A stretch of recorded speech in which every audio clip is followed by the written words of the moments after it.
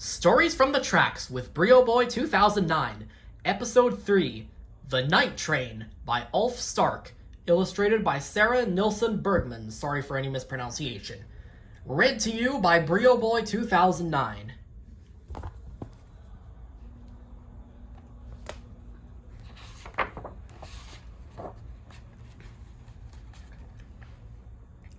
The boy is lying in bed with his cuddly dog. On the floor is his train set he was playing with until his mom came in and told him it was time for bed. "Sleep tight, sweet dreams," she said. But the boy can't get to sleep. He's thinking, I wonder if I'll ever have any friends. I don't know anyone here. He has just moved to a new town with his parents. It'll be all right, he says to himself. But it doesn't help. He's still worrying. He can hear the sounds from the nearby railway station, the rumble of arriving trains, their squealing brakes, and the bangs when they disconnect and connect their carriages. His thoughts turn into dark clouds that fill the room. Two headlights light up the darkness, and all of a sudden, there on the floor is a steam locomotive, just like the one he was playing with a while ago. Black and red and shiny, only much bigger. And it has a freight wagon behind it. It's chuffing and snorting. I hope it doesn't wake Mom and Dad, the boy thinks. Chuff, chuff, no chance, pants the locomotive. Grown-ups can't hear me. But you seem to be able to hear what I'm thinking, says the boy. Yes, I can, and what you're feeling. That's why I'm here. I think you need cheering up. You need to have some fun. That's true, says the boy. I don't have any friends here. Give my steam whistle a pull and see what happens, says the locomotive. The boy gives it a pull, and steam comes gushing out with a loud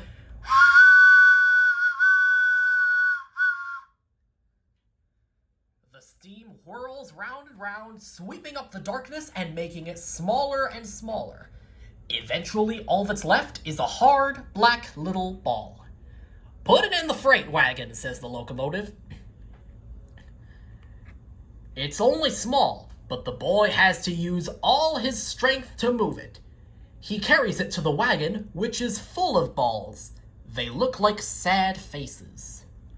What are all these balls? The boy asks. Children's worries, so you won't have to have them tonight. Straight away, the boy feels he can breathe more easily. Where are we off to, he wonders. Firstly, to unloading. After that, you have to change trains, says the locomotive. The train drives straight through the closed window. They fly over the town. They can see the railway station and the park next to it, with its swings and climbing frames. It actually looks very nice, thinks the boy, and they can see all the houses where the boys and girls are sleeping. It is nice, says the locomotive. You'll notice that. You're puffing ever such a lot, says the boy. Well, it's heavy work pulling all these worries along. Heavy, but important. But how can you manage without rails? There are rails. Can't you see them?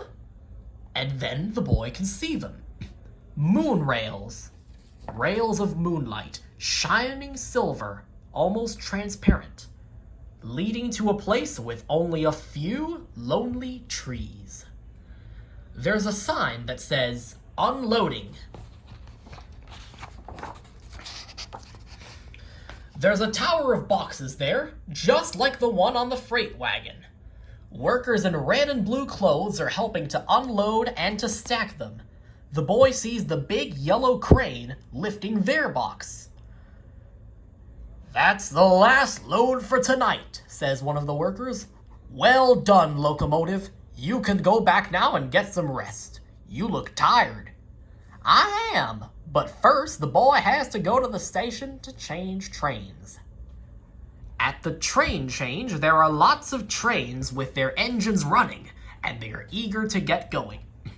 Which one do you want to catch? Asked the locomotive. The white one, says the boy after thinking for a few moments. Ah, the Silver Arrow, yawns the locomotive. You can just go over there. I can't wait to get some rest. And the locomotive reverses into the locomotive shed. The boy is already missing him. He was so safe and friendly, but it's also exciting to get onto a new train. Please hurry up, says the Silver Arrow. The sooner we get going, the more you'll have time to see. When the boy and the dog have sat down, the Silver Arrow sets off.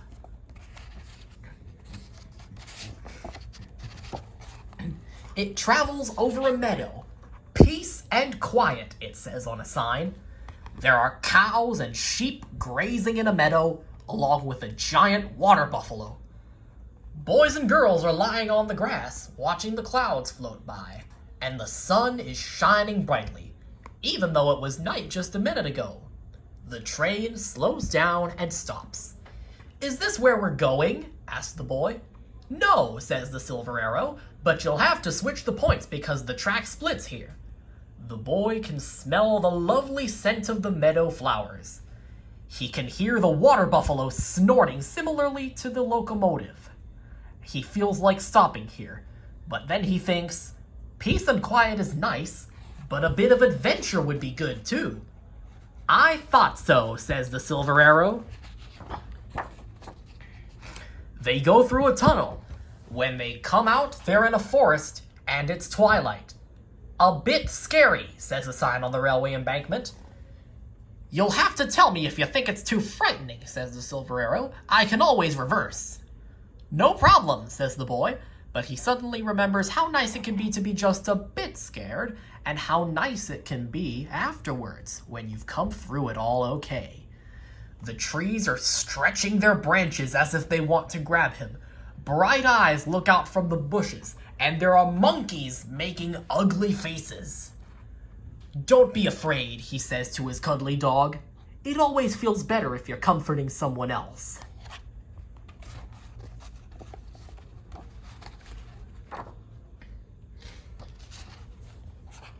You did well in the scary forest, says the Silver Arrow. Now, let's see if you can get us across the bridge to Wish. Why would that be so hard, he wonders. And then he sees it. A black gorilla sitting on the tracks in front of the bridge. A big one. Is it dangerous? Asks the boy. Not as far as I know, replies the Silver Arrow, but it is stubborn. So the boy takes the dog and goes up to the gorilla. Hello, he says. You're in the way. Could you please move aside a bit? But the gorilla doesn't move a muscle. The boy notices how sad it looks, and how longingly it's looking at the cuddly dog. Would you like to hold it a while? The boy passes the dog to the gorilla, who takes it in his massive hand and holds it against his cheek. Then it slowly gets up and moves aside. Hums the gorilla and rocks the dog, and the boy seems to hear the dog doing the same. After a while, the gorilla hands the dog back. Thanks, it says. You can go now.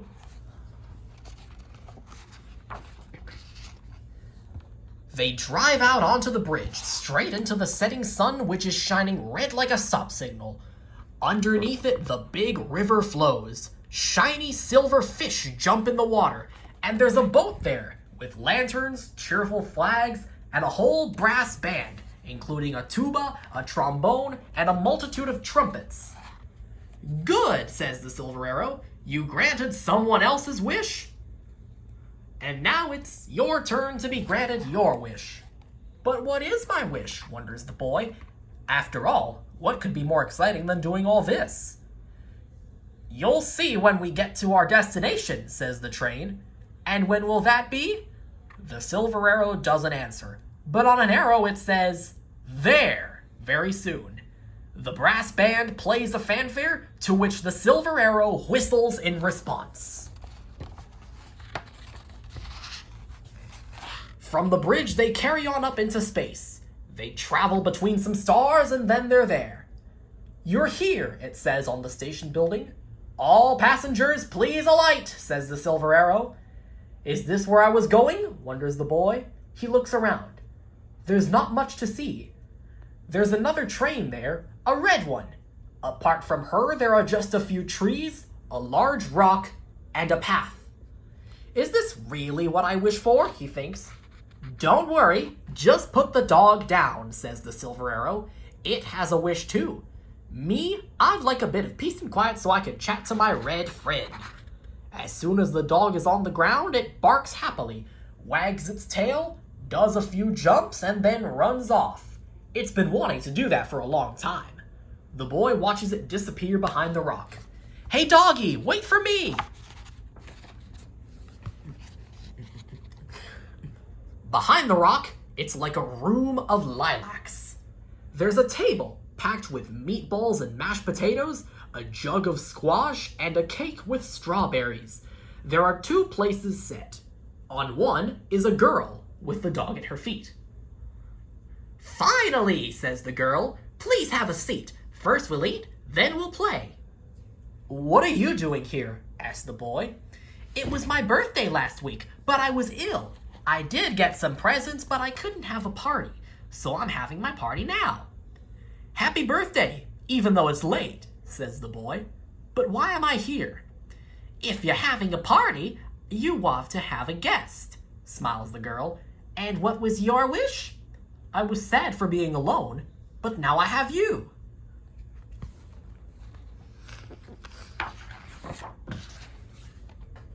After eating, the boy and the girl play together. As they run along, soft grass grows beneath their feet. When they want to play ball, a red ball drops down from a tree.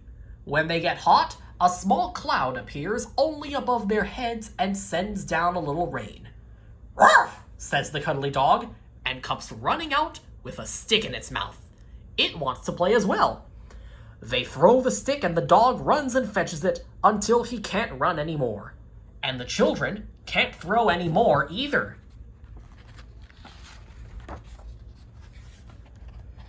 It would be nice just to sit on a swing now, says the girl. As soon as she has said it, 2 swings fall down from the branch of a tree. The wind blows on their backs. Here they can sit and wiggle their toes. Some way off, they can see the Silver Arrow and the red train chatting to each other. What a wonderful birthday, says the girl. Yes, a wonderful night, says the boy. And then he sighs, as he has thought of something. What's the matter? Asked the girl. Tomorrow I'll be alone again. Where do you live? Just by the railway station. Me too. We can meet at the park by the station. Now there's just one more thing I wish for. What's that? To ride a roller coaster. It gives me butterflies in my tummy. Just then, the trains whistle that it's time to go home. But they do get to ride a roller coaster. The girl takes the red train and the boy takes the Silver Arrow. The moonlight rails stretch steeply up between the stars and down again so sharply that their tummies roll and tickle just as they should. They laugh and shout out with happiness because they know that tomorrow they'll see each other again in the park by the station. Thanks for listening, and remember, keep your friends close and your trains closer.